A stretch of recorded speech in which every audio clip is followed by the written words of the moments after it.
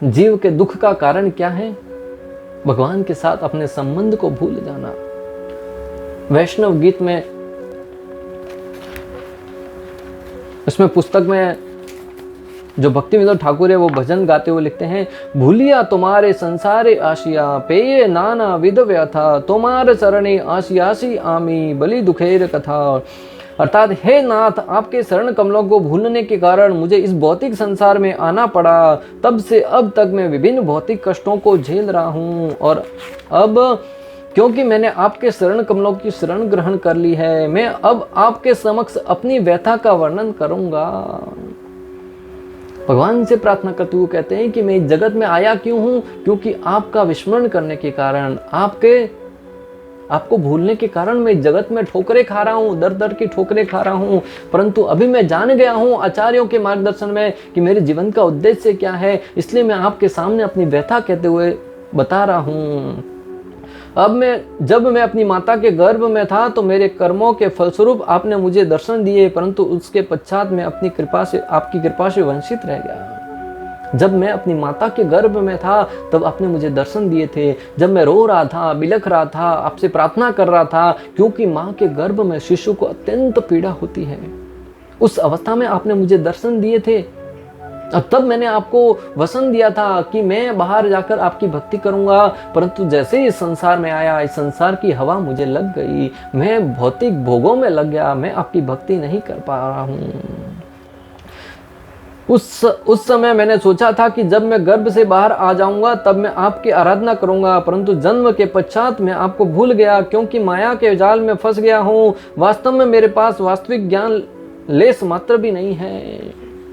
कह रहे हैं कि जब मैं अंदर था तब सोच रहा था कि बाहर जाके भक्ति करूंगा, परंतु जैसे इस संसार में आया, माया का प्रभाव से मैं भौतिक भोगों में मग्न हो गया, मैं लेस मात्र भी आपकी भक्ति नहीं कर पा रहा हूँ। आज मैं सोचता हूँ कि बड़ा बुद्धिमान हूँ, बड़ा ज्ञानी हूँ, परंतु मेरे अंदर लेस मात्र भी ज्ञान नहीं है।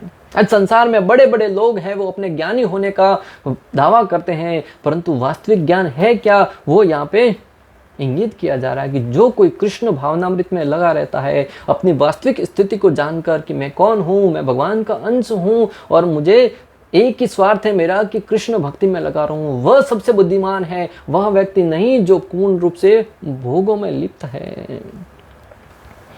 मैं एक लाडला पुत्र बन गया तथा अपने रिश्तेदारों के मध्य अपना समय व्यतीत करता हुआ आनंदित रहने लगा। इस प्रकार मैं अपने माता पिता के वात्सल्य में पूर्णतया डूब गया तथा मैं इस भौतिक संसार को पसंद करने लगा। मैं अपने परिवार में इकलौता बच्चा होता है, उसकी क्या क्या मांगे रहती है और माता पिता भी उनको पूर्ण करते हैं। एक ही तो बेटा है, उसकी सारी की सारी आवश्यकता पूर्ण करते रहते हैं और माता के प्यार में इतना विहीन हो जाते हैं कि संसार में प्रत्येक व्यक्ति है वो भगवान को भूलता जाता है। जैसे ही वो इस जगत में अपने माता पिता के प्रेम में आनंद मग्न हो जाता है और अपने परिवारजन के मित्रों में, संबंधियों में जब लिप्त हो जाता है। इस प्रकार धीरे धीरे प्रतिदिन में बड़ा हो गया और अन्य किशोरों के साथ खेलने लगा। कुछ समय पश्चात जब मैं कुछ और आर्थिक परिपक्व हुआ, अधिक परिपक्व हुआ, तो मैं अपनी पढ़ाई लिखाई पर ध्यान देने लगा। इस प्रकार माता पिता के प्रेम में खेलता कूदता जैसे जैसे बड़ा होता गया। जब मैं थोड़ा और बड़ा हुआ, किशोर अवस्था में आया, तब मैं पढ़ाई करता करता और बड़ा हुआ, तब मैं अपनी पढ़ाई लिखाई में लग गया। हे भगवान हरि, अपनी शिक्षा के अहंकार वश में एक स्थान से दूसरे स्थान में धनोपार्जन करता हुआ भ्रमण करने लगा। मैं अपने पारिवारिक सदस्यों का अत्यंत सावधानी पूर्वक पालन पोषण करने लगा। इस प्रकार मैं आपको पूर्णतया भूल गया। जब थोड़ा और बड़ा हुआ, शिक्षा पूर्ण हुई, फिर धनोपार्जन के लिए, धन कमाने के लिए राजस्थान से मुंबई, बंगाल से मुंबई, यूपी से मुंबई, मुंबई से सिंगापुर, सिंगापुर से बैंकॉक, बैंकॉक से चाइना, चाइना से दुबई, दुबई से ऑस्ट्रेलिया, ऑस्ट्रेलिया से अमेरिका, ऐसे अनेक स्थानों पर भ्रमण करने लगा और मैं अपने परिवार का सबसे लाडला हो गया।